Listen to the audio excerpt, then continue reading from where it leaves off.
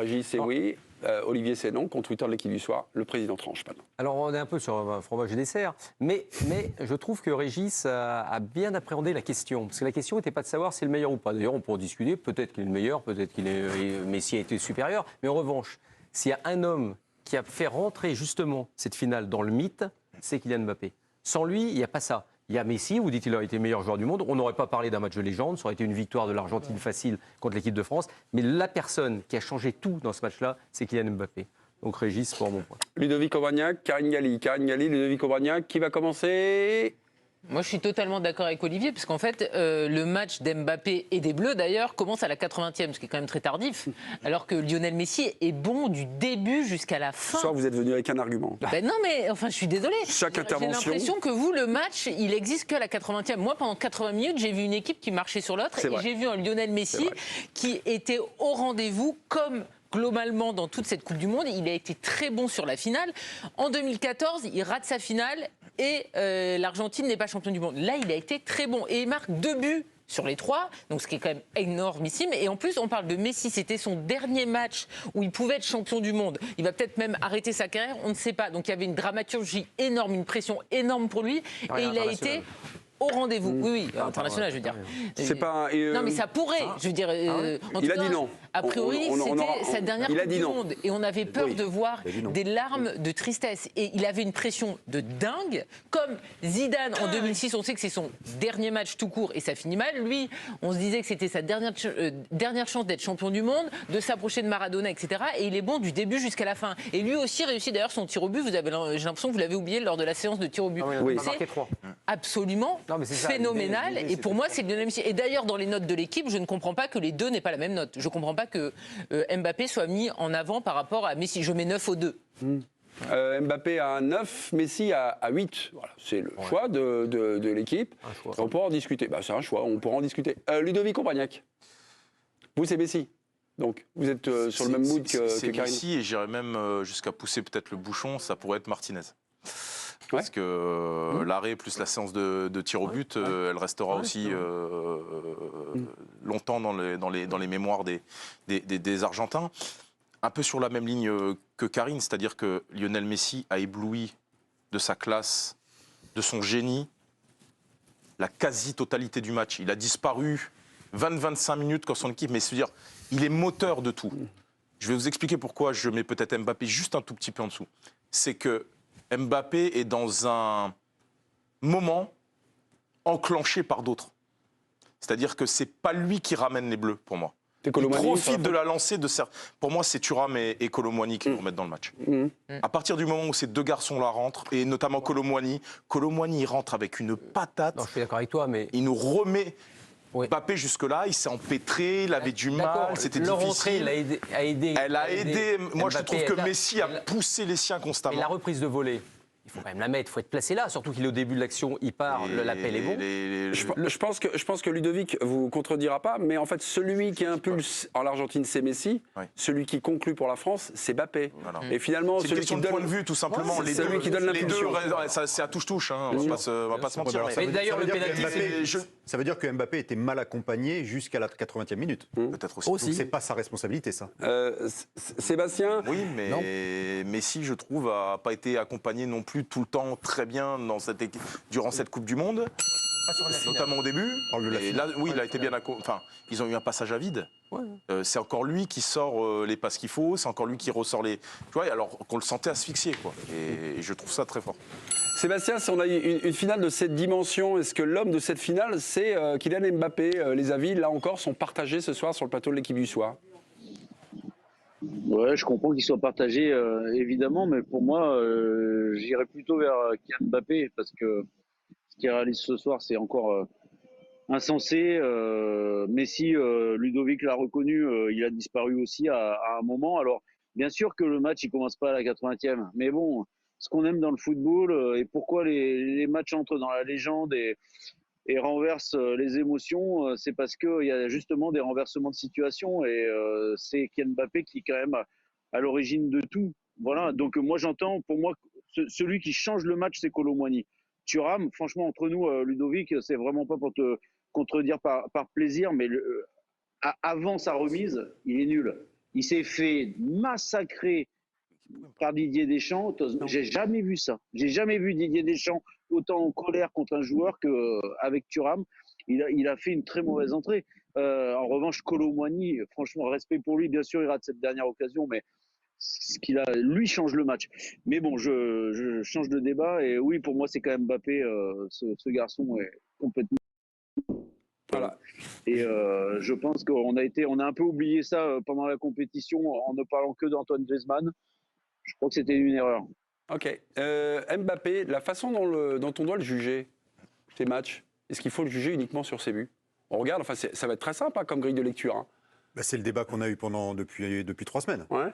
Sur, il défend pas assez côté gauche, on en a parlé, Olivier, on s'en fout. C'est énervé vendredi. On s'en fout. Olivier et moi étions d'accord pour dire on s'en fout, foutez la paix aux attaquants. Et le débat, ça a été de dire non, il défend pas assez côté gauche, il défend pas assez côté gauche. Moi, j'ai toujours été sur cette ligne, foutez-lui la paix. Ouais, mais maintenant, la grille de lecture, t'as marqué. T'as un bon match, t'as pas marqué. Il n'y a pas que ça. C'est ça le problème. Non, mais il y a pas que ça. Très souvent, c'est ça, en fait, oui. Bah oui, mais il ne devrait pas y avoir que ça. Moi, je regrette, mais je trouve que son match contre l'Angleterre n'est pas mauvais, par exemple. Parce que contre l'Angleterre, il attire 3 joueurs sur lui à chaque fois et il a joué simple, il a joué plus simple que d'autres fois. C'est-à-dire que parfois, il utilise son talent au service des autres aussi. Il n'est pas qu'un soliste, il est capable de jouer pour les autres, même si évidemment, c'est avant tout un joueur qui est... C'est un peu faible comme argument. Quand on a Mbappé, quand on a notre bombe à neutrons, là, de dire qu'il occupe les défenseurs adverses, c'est bien. Non, mais c'est bien. Mais marque sa frappe. Mais on est sur le bilan de la Coupe du Monde d'Mbappé. Ouais. Non. Là, comment on analyse du Mbappé, voilà. Et est-ce que là, c'est vraiment le match incroyable, puisque pendant 81 minutes, ça, alors Karine, vous le répétez, mais ça c'est sûr, on ne le voit pas. Non, mais j'ai pas dit que Mbappé, tout le monde. Oui, tout le monde. Les Bleus sont mangés de A à Z. Oui, mais c'était un peu sa finale, c'était un peu son moment, c'était un peu son rendez-vous.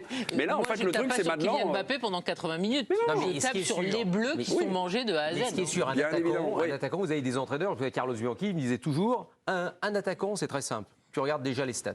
Voilà. Déjà, première analyse. Alors, on peut discuter évidemment de cet argument, mais il n'empêche que lui, quand il met 3 buts comme ça dans une finale, qu'est-ce que vous voulez? Après, vous pouvez me dire, il a raté 4 passes, 6 replis défensifs qu'il n'a pas fait. Mais on s'en fout. Mais ça, tu ne le discutes plus maintenant. C'est exactement la même chose de tout temps. De toute façon, on est bien obligé de le juger comme ça, Kylian Mbappé. Parce que c'est lui qui lance. C'est lui qui lance l'idée. C'est pas nous. C'est lui qui dit je veux être au niveau des statistiques, je veux battre des records, etc. C'est pas nous qui l'avons dit. Et l'organisation même de l'équipe de Deschamps. C'est lui. Donc nous, on est bien obligés maintenant de le juger par rapport à ce qu'il fait, à ce qu'il produit. Virginie, quelques stats et après on ira à Doha et retrouver Sébastien. Quelques stats, Virginie, et à Doha, Sébastien. Je rappelle qu'il n'a pas encore 24 ans, il a toujours 23 ans, 4 buts dans une finale de Coupe du Monde pour Kylian Mbappé, 2018 plus 2022, 8 buts en phase à élimination directe, 2e joueur à mettre un triplé en finale d'un mondial après Hurst avec l'Angleterre en 1966 face à l'Allemagne. Ouais, c'est des. Mais non, mais attends, c'est des grandes histoires de Coupe du Monde. Parce que tu regardes la finale. Karine, Sébastien Tarago, à Doha. Écoutez-moi, je vous en supplie. Sébastien, est-ce qu'il faut juger Mbappé? C'est une grille de lecture, elle est basique, hein, elle est très binaire. Hein. Il marque, il a réussi, il marque pas, il a raté son match. Non, mais en fait, je crois qu'on mésestime totalement. Moi, je crois qu'on s'est trompé sur l'analyse des matchs de l'équipe de France depuis le début, mais bon, notamment sur son milieu de terrain. Mais ce soir, on perd notamment à cause du milieu de terrain. Mais en fait, que vous le vouliez ou non, les adversaires, quand ils affrontent l'équipe de France, ils font des plans anti-Mbappé. C'est pas par hasard. Ils font pas des plans anti-Chouameni, ils font pas des plans anti-Griezmann. Ils font des plans anti-Mbappé. Donc, forcément, c'est un petit peu plus difficile pour lui. Et comme par hasard, c'est en fin de match, par exemple la Pologne, où effectivement on pouvait considérer qu'il n'avait pas été bon, qui fait la différence. Ça n'arrive pas par hasard en fait. C'est juste que c'est le meilleur, c'est le plus fort, de très très très très très très loin, et que tout le monde essaye de le contraindre. Les équipes adverses y arrivent pendant un bon bout de temps, et puis à la fin ils craquent. Donc c'est pas par hasard en fait. Quand on parle que d'Antoine Griezmann, qui encore une fois a réussi une très grande compétition. Il a été catastrophique ce soir, mais jusque-là, il avait réussi une très grande compétition. Mais rien à voir avec Mbappé, en fait. On se trompe complètement. Et je ne sais pas pourquoi, d'ailleurs, je n'arrive pas à comprendre cette espèce de mode qui a accompagné toute cette Coupe du Monde. Mais Mbappé, c'est le plus fort de très très loin. Et même quand il rate ses matchs, en fait, il les réussit. Parce que tous les adversaires ne pensent qu'à lui, en fait. Oui, mais Sébastien, ça c'est une logique. Dans toute équipe à partir du moment où tu as un joueur, notamment un joueur offensif, qui est au-dessus du lot, systématiquement, il y a une stratégie qui est faite pour essayer de le contraindre. Mais ça, c'est pour tous les grands joueurs offensifs. C'est pas spécial à Mbappé. Mais... je regrette. Là, je suis pas d'accord avec toi sur ce que tu dis parce que. Non, mais il faut pas. Moi, à écouter Sébastien, il peut pas rater un match. Olivier. Ouais, allez-y, Sébastien. En fait, Olivier, le seul truc, c'est que forcément, les coéquipiers, à un moment, ils en bénéficient. Quand il y a 2 ou 3 adversaires qui essayent de te contraindre, forcément, ça crée d'autres espaces. Et c'est à eux d'en profiter, et ils en profitent parfois. Mais c'est une évidence. Donc après, évidemment que c'est à Mbappé de faire les différences malgré cela. Mais je trouve quand même que sur la compétition, il y est plutôt bien arrivé quand même. Régis. Pour soutenir ce que dit Sébastien, je pense qu'il n'y a qu'en France où on se pose la question de la valeur d'Mbappé, du travail défensif d'Mbappé, de en fait-il assez, en fait-il trop, est-il à la hauteur, doit-il être jugé sur ses buts. Vous allez en Argentine, en Espagne, en Angleterre, mais Mbappé, mais la terre entière nous l'envie. Non mais Régis, tout le monde en France dit qu'il est exceptionnel. Mais non, tout le monde ne dit pas qu'il est exceptionnel. J'ai traversé toute cette Coupe du Monde en entendant que des choses mitigées sur lui. Ce que tu veux pas voir, comme Sébastien, c'est que par exemple, en fait, sur cette finale par exemple, est-ce que tu as vu Messi aider ses coéquipiers et défendre? Oui, et c'est Lionel Messi. Et on nous fait toujours des comparaisons entre Messi et Mbappé. Est-ce que tu as vu Alvarez, qui n'est pas Mbappé, on est bien d'accord, mais défendre comme un chien parce que son équipe en avait besoin? Mais c'est quoi cette obsession de juger Mbappé sur son repli défensif? Quand tu as une équipe qui souffre, et les Bleus ont souffert énormément face à l'Angleterre, et ils ont souffert énormément face au Maroc. On parle de la finale. Je parle même pas de l'Argentine parce qu'on a souffert tous et personne n'était au niveau. Et bien en fait, c'est naturel d'aider ton coéquipier, notamment ton côté gauche. Sébastien vous écoute, il va vous répondre. C'est juste ça. Sur la finale, en l'occurrence, c'est pas Mbappé le problème, c'est les Bleus pendant 80 minutes. Ne me dis pas que parfois Mbappé ne peut pas aider et épauler ses coéquipiers s'il y a un besoin. Et des besoins, il y en a eu pendant cette Coupe du Monde parfois. Et ça ne veut pas dire qu'il n'a pas fait une grande Coupe du Monde. L'un n'est pas impossible d'un côté ou de l'autre. Sébastien vous écoute. Sébastien vous répond. Karine, juste 2 choses. La première, ta critique, pourquoi pas, on peut l'entendre. Il ne faut pas l'adresser à Mbappé, il faut l'adresser à Deschamps. Parce que c'est le schéma. Tout a été organisé pour cela. Tout le monde doit défendre et pas Mbappé. Donc déjà la critique, il faut l'envoyer à Deschamps. Après, c'est vrai que parfois, il peut en faire un peu plus. Ça, un peu plus des replacements. Ce soir, il l'a fait. Pas toujours pendant la Coupe du Monde. Ce soir, il l'a fait un peu plus. Donc ce soir, je trouve que ta remarque ne tient pas. Et après, il y a encore autre chose. Lui, il le fait remarquer parfois pour, entre guillemets, se défendre de tout cela. Mais c'est-à-dire qu'il fait des courses à haute intensité dignes de sprinteurs. Est-ce que vous avez vu des sprinteurs de 100 mètres après une course? Pendant combien de temps ils cherchent leur souffle, en fait? Donc à un moment, on ne peut pas tout lui demander au gamin. C'est un monstre, profitons. Mais tu ne peux pas aligner les courses à 35, 36, 37 km/h et derrière, ne pas avoir besoin de temps pour récupérer. C'est juste une chance pour l'équipe de France, en fait. Ah bon, ok. Sébastien, juste. Non, mais j'apprécie la remarque de Sébastien, la première. Parce que c'est ce que je voulais dire à Karine, et Dieu sait que je suis le premier à défendre Mbappé pour ne pas défendre. Mais c'est effectivement. C'est l'option tactique de Deschamps. Le reproche, on peut le faire à Deschamps, parce que chaque fois qu'on a des retours, que ce soit de Sébastien ou de Bertrand, c'est de nous dire que le staff technique n'était pas très content du remplacement de Mbappé. Donc, ça, il faut quand même qu'on le mette un petit peu de côté, qu'on l'oublie. Parce que quand tu as un joueur comme ça, effectivement, et je rejoins Sébastien... Non, c'est pas le staff qui est pas content. Le staff, c'est jamais plein. Il y a des joueurs... C'est le staff qui dit que Mbappé ne doit pas fondamentalement défendre. Contre le Maroc, c'était le staff. Bertrand nous avait dit que le staff était pas content. Attendez voir, les gars. Hop, Sébastien, il est là, on va lui dire. Alors, la confusion vient d'où? Non, mais de temps en temps, sur un match ou deux, Didier Deschamps a pu demander à Mbappé de faire un petit effort de replacement. Parce que notamment, vous savez, des fois, c'est rien, c'est juste 2 mètres et ça coupe une passe, en fait. Mais la tactique globale de l'équipe de France, c'est à droite, Ousmane Dembélé, il doit défendre comme un chien. Pardonnez-moi l'expression, elle n'est pas très jolie d'ailleurs.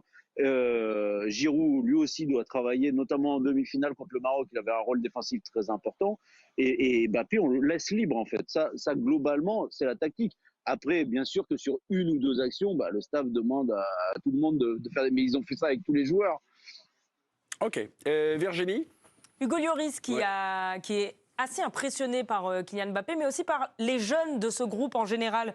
Mbappé peut réaliser des choses extraordinaires dans sa carrière. Il est à la tête d'une nouvelle génération qui a le talent pour réaliser de très grandes choses. C'est pas fondamentalement une question sur la nouvelle génération, on l'aura un petit peu plus tard dans l'émission. C'est l'attitude de Kylian Mbappé dans un groupe. Est-ce qu'aujourd'hui, là, dans ce tournoi, ça a été peut-être le début d'une transformation, un soliste, et le début, on va dire, d'un leader, de quelqu'un qui va faire vivre la vie du groupe, qui s'intéresse à la vie Qui fait du gagner groupe. son équipe, non? Qui fait gagner son équipe, mais également aussi sur les relations sociales. Non, vous n'avez pas eu ça? Moi, j'ai vu parfois dans les trucs dans l'équipe où on disait qu'il y avait quelque chose de neuf un peu. J'ai vu une image juste avant les tirs au but. Je vois Giroud qui est à côté de Mbappé, qui l'embrasse comme du bon pain, qui lui tape sur la tête. Non mais tu sais d'où ils viennent tous les deux. Oui, ça n'a pas été très simple.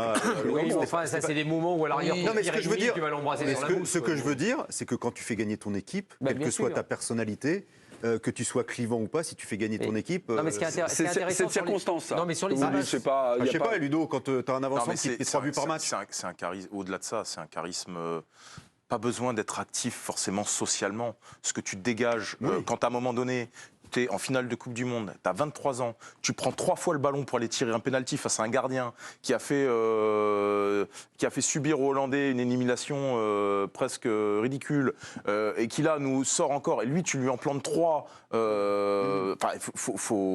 Faut mesurer un peu la tension de prendre 3 fois le ballon face à ce gardien et d'aller avec une assurance.